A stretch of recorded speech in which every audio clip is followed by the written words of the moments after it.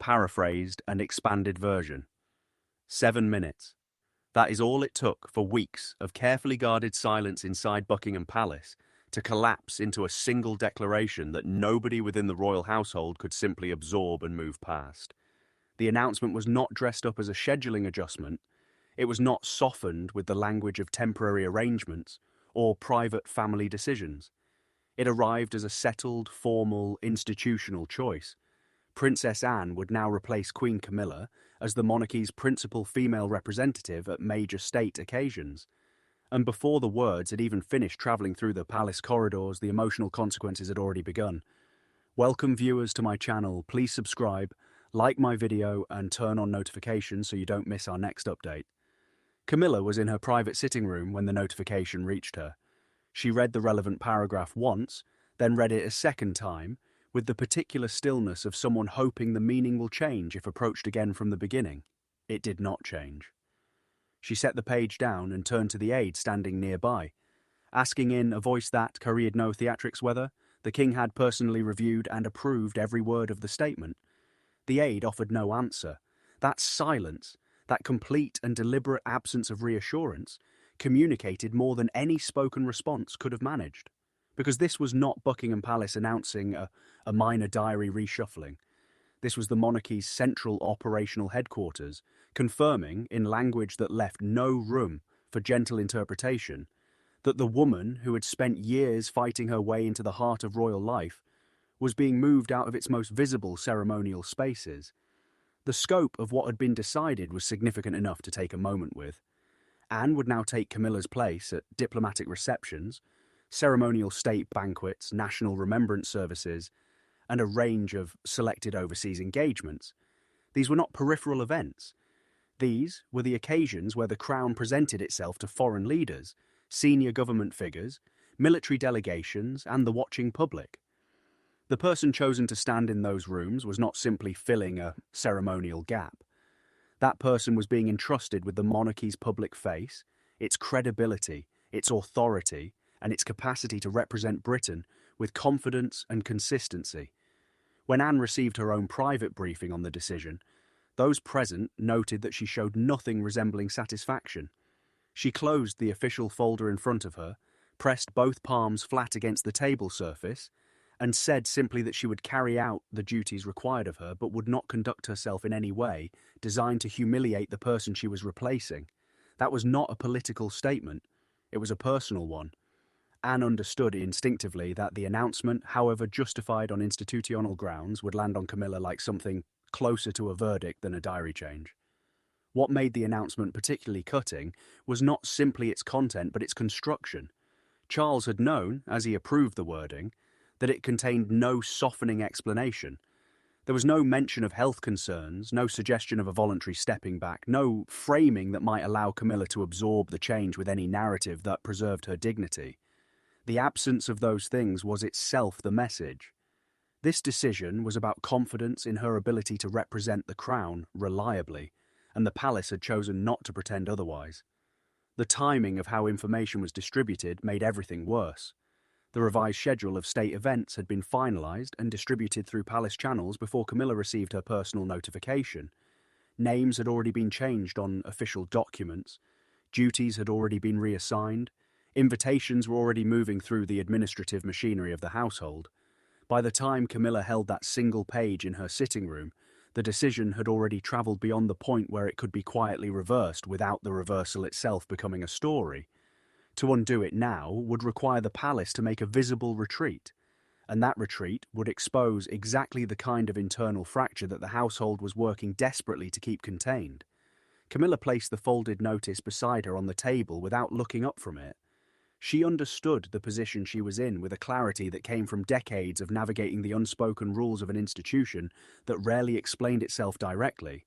She could not accept the change publicly in a way that made her appear eager to step aside, because eagerness would suggest she had never truly belonged in the first place. But she equally could not resist it in a way that exposed the division between herself and the palace, because visible resistance would only deepen the damage. She was trapped between two forms of loss, and the institution that had placed her there was now waiting to see which way she moved. Across the palace, Charles was preparing himself to face the woman beside him. He carried the authority of the decision because his name was on it.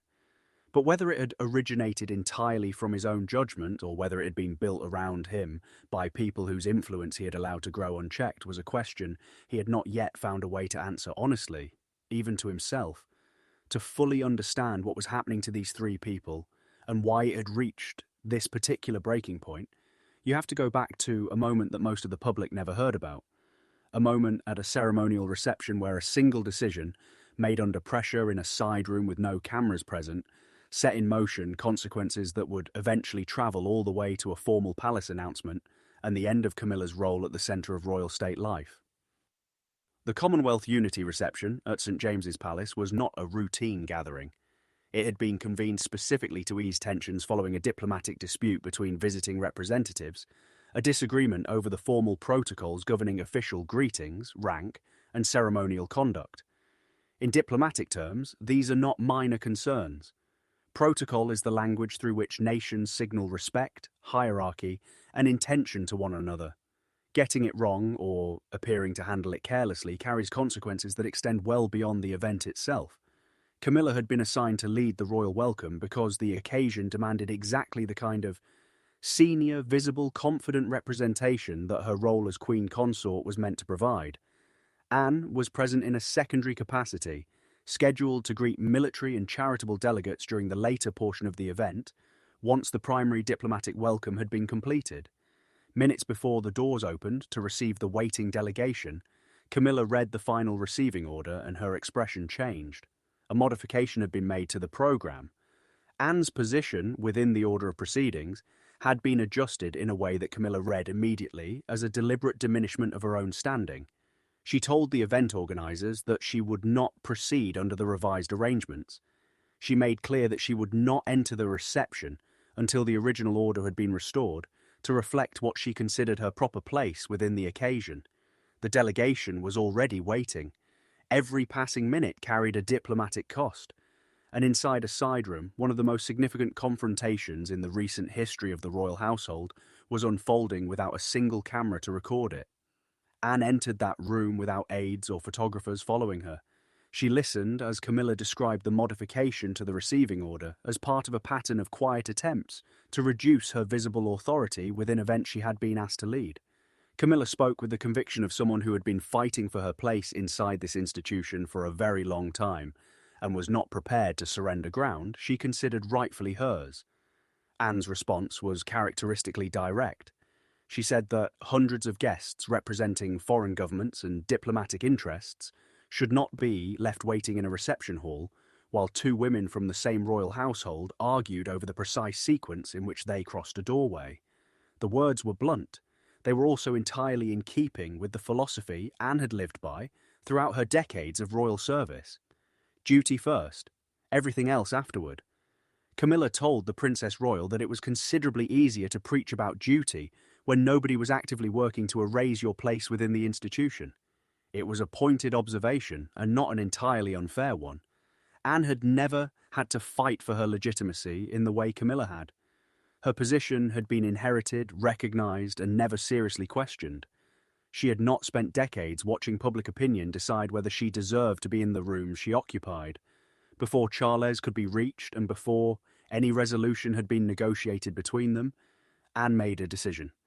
She walked out of the side room, entered the reception, and delivered the opening welcome without prepared notes.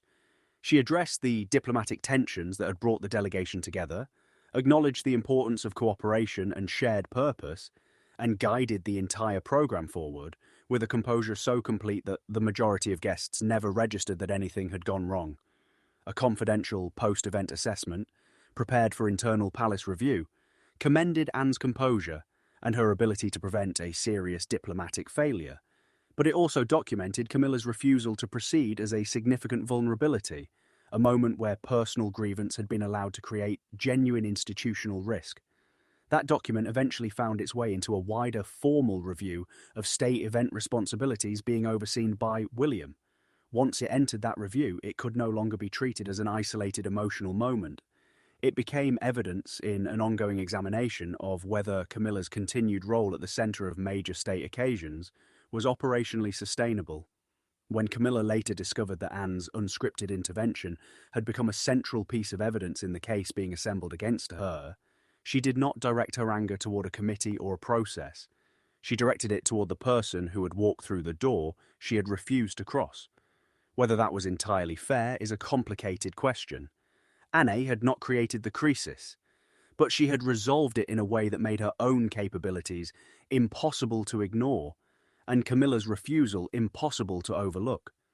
The private meeting between the two women that followed was not arranged through official channels or announced in any diary. Camilla requested it herself, choosing Clarence House precisely because she wanted the conversation to happen in a space where royal rank offered no particular protection to either of them.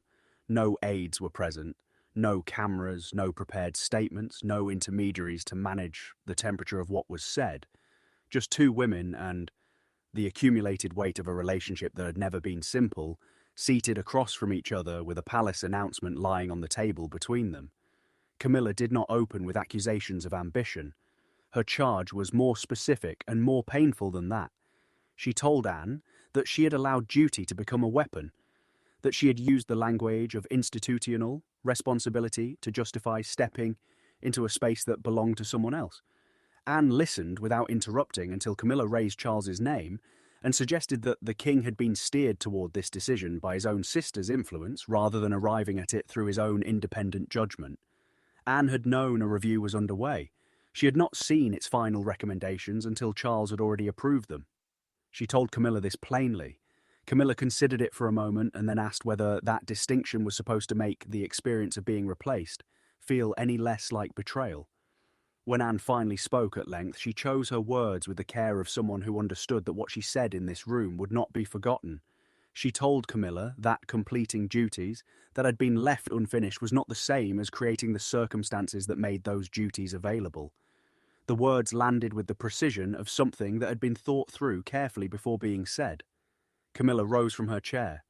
She told Anne that she had taken one difficult moment at a reception and constructed from it a permanent case against her fitness to serve. Anne replied that two forthcoming diplomatic events were already at risk of cancellation because no senior royal had accepted clear and unambiguous responsibility for them. She then told Camilla something that shifted the entire shape of the conversation. She had not immediately accepted the expanded role when it was first offered. She had declined it. She had only agreed after palace officials warned her directly that refusing would likely result in another public failure at a moment when the crown could not absorb one. The implication of what Anne had just revealed settled over Camilla slowly, and then all at once. If Anne had declined the role before ultimately accepting it, then Charles had approached his sister before the formal decision had been announced. Husband and sister had discussed Camilla's future while she was still living inside the assumption that her position was stable. Anne did not deny the sequence of events. She only said, again, that the decision had not originated with her. Anne left without another word. Camilla sat with the closed door and understood that the conversation she had just been part of, for all its heat and honesty, had not been where the real power resided. The real power was in the documents that William had been quietly assembling, and in the signature that Charles had ultimately placed on a recommendation he had the authority to refuse and had chosen instead to approve. Charles had sat alone with that recommendation for several minutes before signing it. He had read the paragraph that would remove Camilla from automatic priority at designated state occasions. He had removed his glasses, pressed his fingers against his eyes, and asked his private secretary whether softer language would change the practical outcome in any meaningful way. The answer had been no. Camilla would still lose her primary standing at the ceremonies that had served for years as the most visible evidence that her place beside Charles was real, recognized, and permanent. Gentler wording might reduce the immediate shock of reading it. It could not alter what it meant.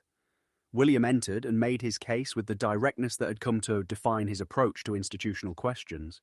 He told his father that protecting Camilla from the discomfort of this decision could not be placed ahead of protecting the crown from the consequences of another failed engagement before foreign representatives. Charles heard the argument clearly. He also heard what was underneath it. His son was telling him, in the careful but unmistakable language of a future king, that personal loyalty had already been permitted to affect institutional judgment for longer than was sustainable. Charles told William that institutions did not absorb humiliation in the abstract. People did. William did not step back from his position. He directed his father's attention to a specific clause in the recommendation, one that would grant an standing authority over the relevant occasions, rather than treating her role as a temporary substitution. Standing authority meant continuity. It meant the arrangement could not be quietly unwound the moment internal pressures eased. It gave the change a permanence that a temporary measure would never have carried. Charles lifted his pen and paused one final time. Then he added a single handwritten condition to the document before signing it. Camilla would retain her charitable appearances and her personal ceremonial patronages, the causes and honorary roles she had built relationships with over years of genuine engagement. It was not a restoration of what she was losing. It was the smallest protection he could still offer, the dignity of the woman beside him. And he understood clearly that it would not feel like protection to her at all. His signature touched the page. William watched it happen and said nothing further. Both of them understood that what had just occurred on paper would become visible to everyone the first time a state occasion took place without Camilla in her usual position.